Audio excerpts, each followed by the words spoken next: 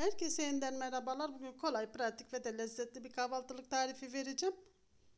Ve hemen yapımına geçeceğim. Çok farklı bir tarif olacak. 2 su bardağı suyu tavama aktardım ve kaynamasını bekliyorum. Kaynamaya başlayınca 1 çay kaşığı tuzumu ekliyorum ve karıştırıyorum. Fokur fokur kaynamaya başladıktan sonra hemen içine un ekliyorum. 2 su bardağı suya 2 su bardağı un ekledim.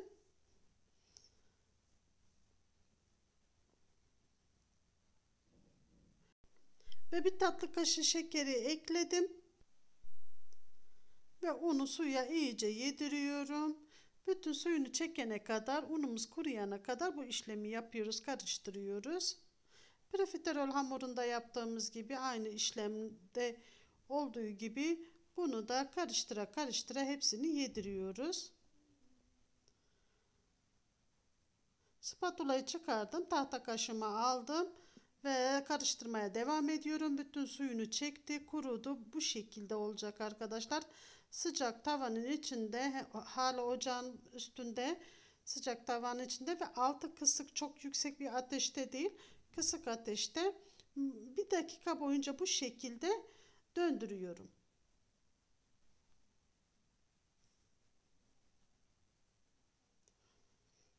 Ve soğuması için başka bir kaba aktarıyorum. İyice böyle açıyorum ki çabuk soğusun.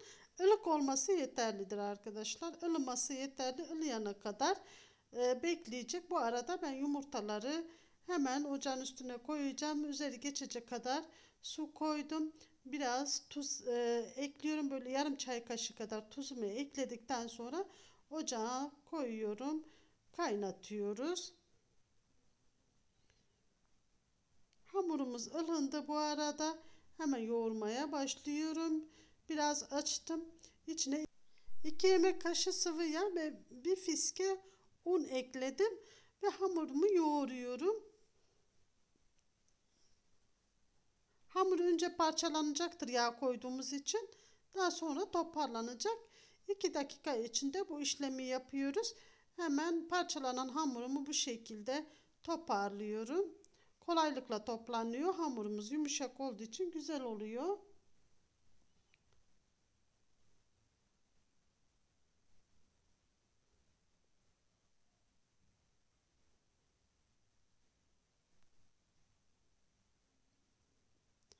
Görüntüde gördüğünüz gibi hamurumu toparladım.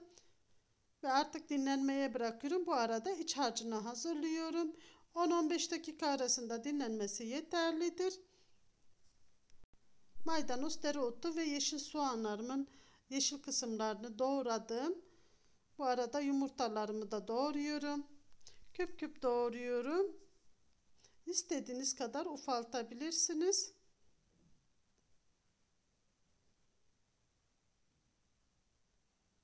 Yumurta çok güzel oluyor, çok yakışıyor. Yumurta ne alaka demeyin, gerçekten çok lezzetli oluyor. Meze tadında oluyor. Denemenizi tavsiye ediyorum. Yumurtaları doğradıktan sonra hemen içine zeytinyağı, 3 yemek kaşığı kadar zeytinyağı ekledim. Pul biber ekliyorum. Birazcık tuz ekliyorum ve karabiber ekliyorum. Bunları damak tadınıza göre az veya çok ekleyebilirsiniz baharatları. O kendi damak tadınıza göre ayarlayın ve karıştırıyorum.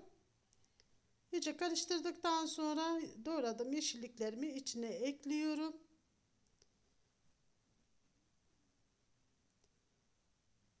Çok güzel bir birleşme oldu. Çok güzel, o lezzetli, tam da kahvaltıya yakışacak bir şekilde oldu arkadaşlar. Mutlaka deneyin, tavsiye ederim. Ve hamurum da dinlenmiş oldu. Hemen hamurumu rulo haline getiriyorum. Tek bir şerit haline getirdim. Görüntüde gördüğünüz gibi bu şekilde yaptım ve bezelere bölüyorum. Ceviz büyüklüğünde bezeler yapacağım için o şekilde kesiyorum.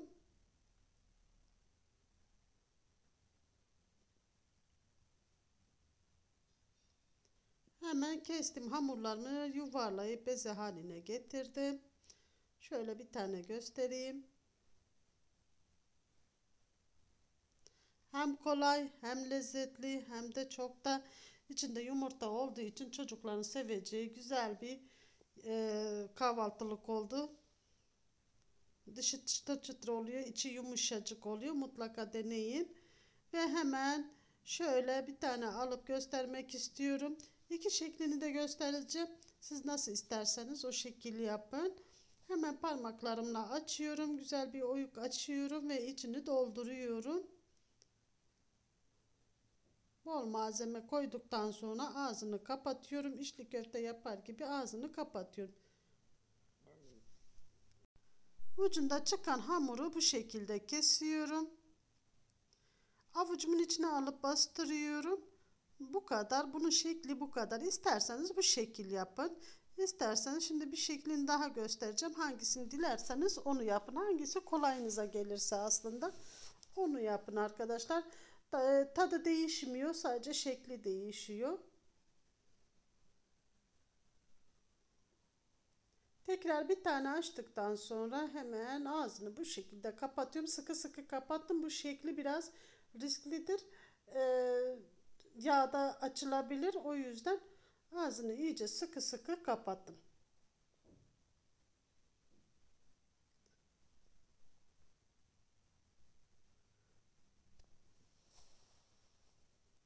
Bütün hamurlarımı bu şekilde dolduruyorum. Pişerken ağzının açılmamasını garanti etmek için bu şekilde katlayabilirsiniz. Böyle katlarsanız ağzı kesinlikle açılmaz. Hepsini hazırladıktan sonra hemen matımın üzerine alıyorum ve kızartmaya geçiyorum. Yağımı ocağa aldım daha öncesinden. Altını kısmıştım. Kısık ateşte yağım iyice ısındı. Isındıktan sonra altını açtım ve bütün hamurlarımı hepsini içine koyuyorum. 2 tava yaptım arkadaşlar. 2 tavada pişirdim. Şimdi bunları pişiriyorum. Sonra diğerlerini pişireceğim. Kısık ateşte pişirmiyoruz. Harlı ateş olacak. Çünkü hamurdur, yağ çekebilir. Kısık ateşte hem çok sert olur hem de çok yağ çeker. O yüzden bunu harlı ateşte pişiriyoruz. Hemen diğerlerini de atıyorum içine. Arada bir ters düz ederek, her tarafın eşit pişmesi için arada bir ters düz ederek pişiriyoruz.